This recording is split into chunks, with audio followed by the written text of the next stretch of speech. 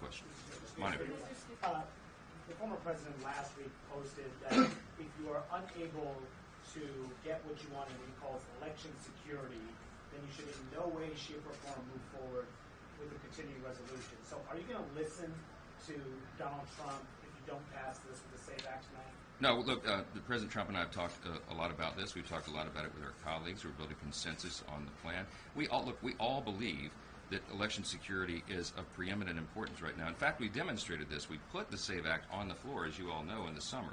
We passed it with only 5 Democrats voted in favor of that. 198 House Democrats voted against the SAVE Act. Remember, all the SAVE Act does is guarantee that only citizens can participate in the election.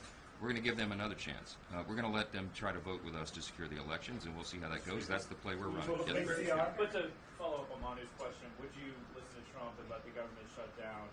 This bill's not going to pass, likely. There's over 10 Republicans that said they're going to vote against it. So, will you let the government shut down? We'll see what happens with the bill. All right, we're on the field in the middle of the game. The quarterback's calling the play. We're going to run the play. I'm very confident. I know that all the Republicans believe in election security. We have some people who dislike CRs. You know what?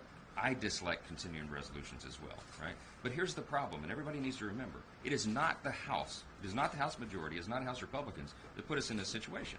We ran all of our 12 appropriations bills through committee. They did an extraordinary job, our appropriators. We funded over almost 73% of federal spending off the House floor in total votes. The process bogged down. You know why?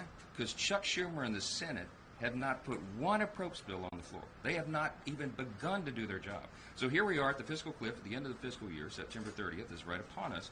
We don't have 2 sets of bills, as is supposed to be the system, for the House and Senate to go and negotiate together, because the Senate brings nothing to the table.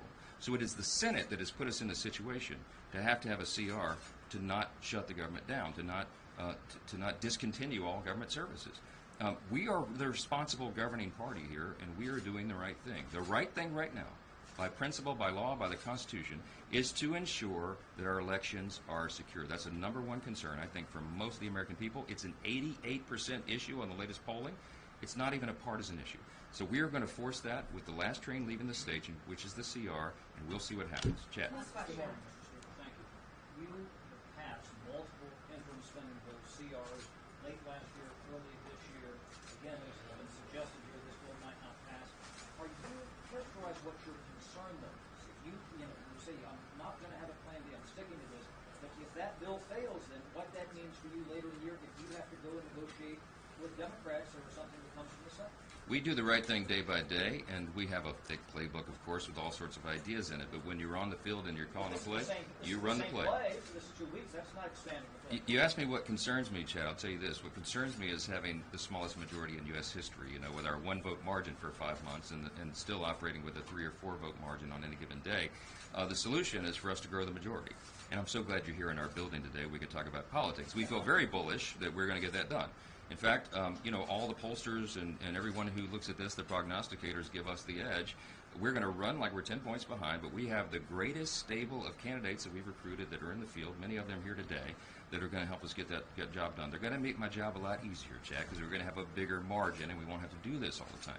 Also, I'm going to tell you this, and I'll commit this to you. In the first part of next year, when we have unified government, when the Republicans are delivered the levers of power and we have the White House, the Senate, and the House again, we're going to govern responsibly. We are going to do 12 separate appropriations bills. We're going to follow the timeline that's prescribed by the statutes in the days and years ahead. We're going to get back to the role that Congress is supposed to play, so we're not up against these deadlines and we don't have to talk about continuing resolutions. We need the Senate to do it as well.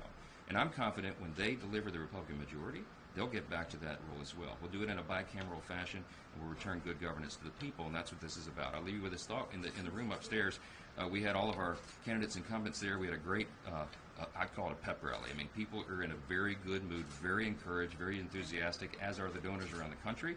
And I don't know if this has been said anywhere, but we just collected upstairs almost $10 million additional dollars from members in the NRCC. We're as motivated as the donors are to save this country, and that's what we're about. I'm so grateful for this leadership team. Thank you.